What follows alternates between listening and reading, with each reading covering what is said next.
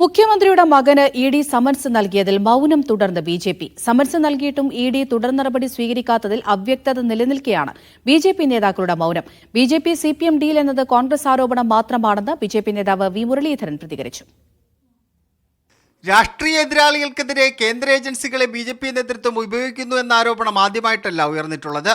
ആർക്കെങ്കിലുമെതിരെ notice അയച്ചാൽ അത് മാധ്യമപ്രവർത്തകരെ അറിയിക്കുന്ന രീതി ഇ.ഡി. ഉദ്യോഗസ്ഥർക്കുണ്ട്. എന്നാൽ മുഖ്യമന്ത്രിയുടെ മകൻ വിവേകിനെതിരായ നോട്ടീസുമായി ബന്ധപ്പെട്ട് ഇത്തരത്തിൽ ഒരു നടപടിയും കേന്ദ്ര ഏജൻസിയുടെ ഭാഗത്തു നിന്നുണ്ടായില്ല. മാത്രമല്ല, ഇതുമായി ബന്ധപ്പെട്ട വിവരങ്ങൾ പുറത്തു വന്നതിന് ശേഷം ബി.ജെ.പി. നേതാക്കൾ മൗനം തുടരുകയാണ്. മുഖ്യമന്ത്രിയുടെ മകൾക്കെതിരായ ആരോപണങ്ങൾ ഏറ്റെടുത്ത ബി.ജെ.പി. വിവേകിനെതിരായ ആരോപണത്തിൽ എന്തുകൊണ്ട് മൗനം തുടരുന്നു എന്ന ചോദ്യം പ്രസക്തമാണ്. CPM BJP. കൂട്ടുകെട്ടാണെന്നാണ് പ്രതിപക്ഷത്തിന്റെ ആരോപണം. ഞങ്ങൾ ചോദിച്ചത് ഇ.ഡി. എന്തുകൊണ്ട് പിന്നെ പ്രൊസീഡ് ചെയ്തില്ല? അതാണ്. ഒരു പൊളിറ്റിക്കൽ നെക്സസ് ഉണ്ട്, അവിഹിതമായൊരു രാഷ്ട്രീയ ബന്ധമുണ്ട്. ആ ബന്ധം കൊണ്ട് അത് മുമ്പോട്ട് പോയില്ല. അത് തന്നെയാണ് SNC ലാവ്ലിൻ കേസിൽ 35-36 പ്രാവശ്യം മാറ്റിവെച്ചു. വിഷയം ഏറ്റെടുക്കണമെന്ന അഭിപ്രായം ബി.ജെ.പിയിലെ ചില നേതാക്കന്മാർക്കുണ്ട്. എന്നാൽ ഇ.ഡി. തുടർ നടപടി സ്വീകരിക്കാത്തതുകൊണ്ട് വിഷയം ഏറ്റെടുത്താൽ തിരിച്ചടി ഉണ്ടാകുമെന്നാണ് നേതൃത്വത്തിൽ ഒരു വിഭാഗം നേതാക്കൾ പറയുന്നത്.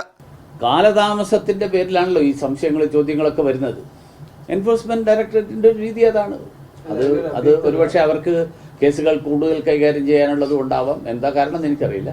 അതായത് അത് തുടർന്ന് എന്ത് നടന്നില്ല എന്ന് എനിക്കും നിങ്ങൾക്കും അറിയില്ല. മീഡിയ 1 തിരുവനന്തപുരം.